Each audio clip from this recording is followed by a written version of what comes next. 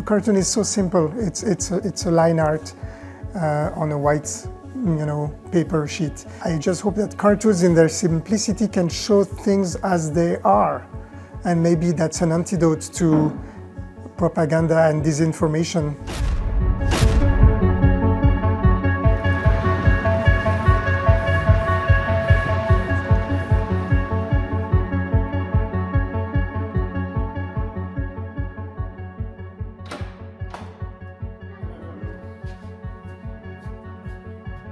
This is the archive. Take us way back. Back in time? Back in time to Little Shappat. Okay. 1980. 1980. You were how old? I was 13. Oh, so that's my hero, Inspector Turbo. Uh-huh. He works for Interpol. He's a sort of James Bond. European James Bond? Yes, and that's his adventures, you see? But it's already like full stories also. Yeah. Comics, of course. What do you think?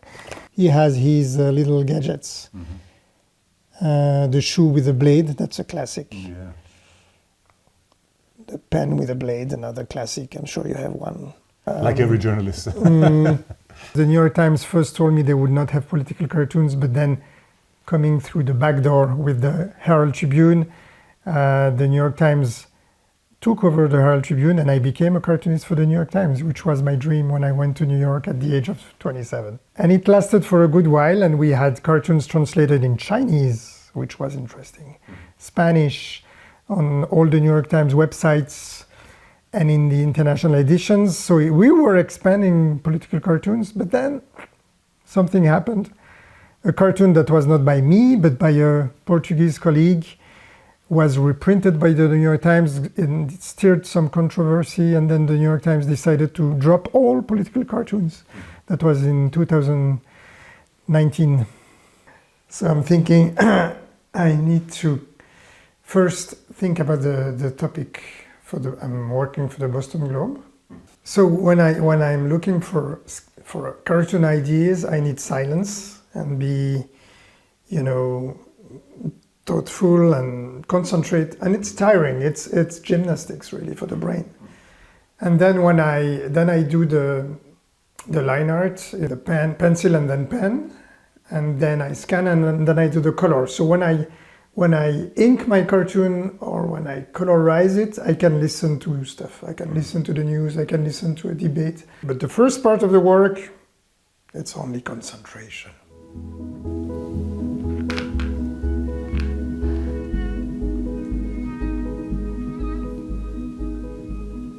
How much have social media changed your work? Because obviously we are getting in a time where visuals or visualizations are getting more and more important over these platforms. Did this have any effect on your job? Social media is a curse and a blessing for cartoonists, because in a way you get into trouble on social media, but on the other side, our work has never been so much seen. So it's also interesting. Trump said that tariff is the most beautiful word in the dictionary. He said that many times, huh? Yeah, I'm wondering which dictionary that is. His own.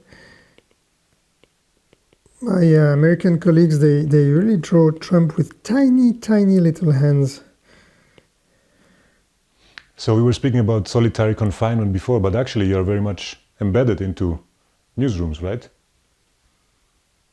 Well, not physically, but I do work with the newsrooms through messages and calls. Yeah, of course. And I like that. I mean, it's the interaction with the newsroom that makes the job interesting. So you do also like variations of the same idea, same topic? It's all about the same topic. It's different ideas on the Trump tariffs, the trade war, and the effect on the stock market. I like to dig deeper into one topic and try to find different ways to tackle it. So you're going to vote on the sketches, okay? That's great. So far, that's my favorite. Okay, I'm preparing the sketches to send to the Boston Globe now. Voila. That was it? This is it. So it's 8:05. Double day, but I'm done for today. I'm gonna let them pick a sketch. I'll be back tomorrow morning to finalize the sketch.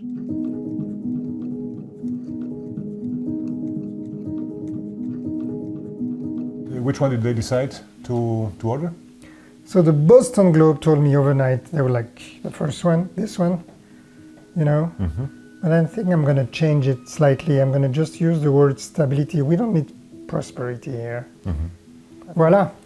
Great. So I get to work.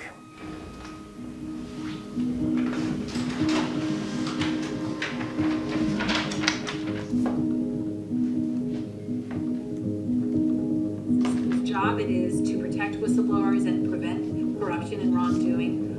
NPR Scott Orsley is here to explain. Hey, Scott. Hi, Mike. All right, Scott, let's start off with A. 4. Avian flu just continues to ravage the chicken.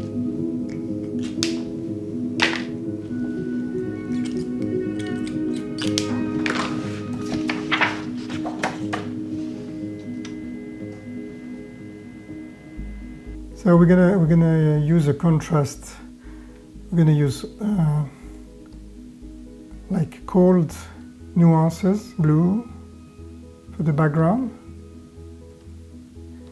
and warm colors for Trump, the orange man.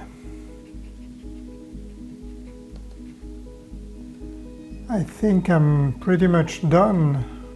So how much time did it take you to do this one? What was that, an hour and a half? Yeah, 1.5. And yesterday another 2? And yesterday 2 hours. Yeah, 3.5, 4 hours. And years of experience, Obviously. of course.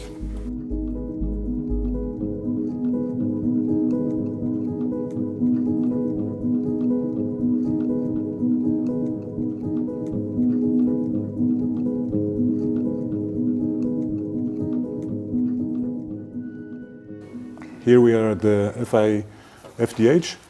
FIFDH, that's Film Festival on Human Rights. We're going to be seeing a film, Democracy Under Siege, which is of course about the US, but it's a film around Ann Telnes, my colleague from the Washington Post. She was in the news over something she did, which was to me quite beautiful. She quit for a matter of principle. She quit the Washington Post after, I think it was 17 years working for them, over a cartoon that was refused, that was censored, that she could not publish, and that cartoon was just showing truth, the facts as they are, which is the tech moguls, caving into Donald Trump, the new king, and paying their tribute to Donald Trump. And one of them was Jeff Bezos. Jeff Bezos turns out to be one of the richest men in the world and the owner of the Washington Post, so the newspaper would not run that cartoon. So we're going to be talking about that, about Ann Telnes, and about the state of political cartooning in the US, and let's say the diminishing appetite of publishers for showing courage and speaking truth to power and doing their job, which is to be critical of the people in power. You have been in this business quite some time now. Talk to us about limits on humor and limits on satire. Have you seen a shift in this perspective during your career? The limits, well, there have been limits all along, but they've been evolving in a way. And the path for satire has been getting narrower, I would say. I mean, political cartoons are under different types of pressure. There's, of course, the pressure of extremists. Charlie Hebdo, for example, that was the worst case. It was the worst form of censorship, which is killing. Those are the clear threats, let's say. Yeah, the most extreme, I would say. Then came more and more over the last 15 years, censorship through society, through the public space, the era of sensitivity, people who get offended by humor, jokes, and the whole question of what can we laugh about, and maybe some sort of overreaction by some parts of the public using social media, which is a powerful leverage. And there is the classical form of pressure, which is the government pressure. Yeah. And this is increasing, actually. This is increasing. We used to fight for cartoonists in remote countries. We're now fighting for our freedoms in our democracies. And do you feel it also in, let's say, in perspective of censorship? Has it a personal effect on you, like self-censorship?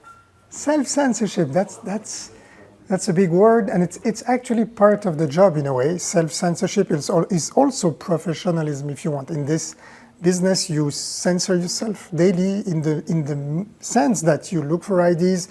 In my line of business, I'm not trying to provoke for the sake of provocation.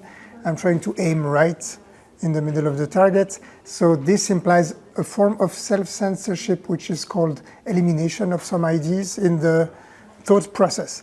Otherwise, if you're alluding to the pressure from the extremists, the topics of religion and stuff like that, again, if you're trying to be as precise, as just as possible, well, you can control your message, you cannot control the way your message is going to be received and the reactions of people who get offended or angry about what you do.